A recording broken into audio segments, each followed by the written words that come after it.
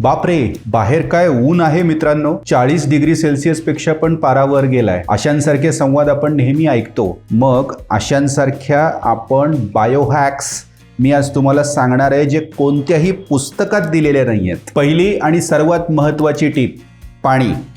फक्त पाणी नाही तर ते कसं पिताय हे सगळ्यात अति महत्त्वाचं. फ्रीजमधल्या थंड बाटल्यांपेक्षा माठातलं पाणी केव्हाही श्रेयस्कर. साधारणपणे दिवसातून 3 ते 4 लिटर पाणी पिलं पाहिजे. त्या पाण्यामध्ये पुदिना, काकडीचे काप टाकू शकता की जेणेकरून डिटॉक्स वॉटर तयार होईल. आयुर्वेदाप्रमाणे उन्हाळ्यामध्ये आपला अग्नी म्हणजे आपलं पचन संस्था ही वीक असते, त्यामुळे हलका आहारामध्ये शक्यतो फळं चावून खावीत की जेणेकरून तुमच्या शुगरही मेंटेन राहतील आणि तुमचं हायड्रेशन देखील मेंटेन राहील. दुपारच्या जेवणात ताक आणि दही नक्की घ्या. बाहेर जाताना शक्यतो SPF 30 असलेलं सनस्क्रीन वापरा. नेहमी लक्षात ठेवा, उन्हातून जर आपण घरी आलो तर पटकन AC मध्ये जाऊ नका किंवा फ्रीजमधलं थंड पाणी पिऊ नका, कारण बाहेरचं टेम्परेचर आणि घरातलं टेम्परेचर याच्यामध्ये खूप व्हेरिएशन असतं आणि त्याचा परिणाम किडनीवर होत असतो. त्यामुळे शरीराला नॉर्मल होऊ देत. उन्हाळ्यात जनरली उष्णतेचा विकार असणाऱ्यांना घामोळ्याचा त्रास होतो. त्याच्याऐवजी साबणाचा वापर न करता चंदन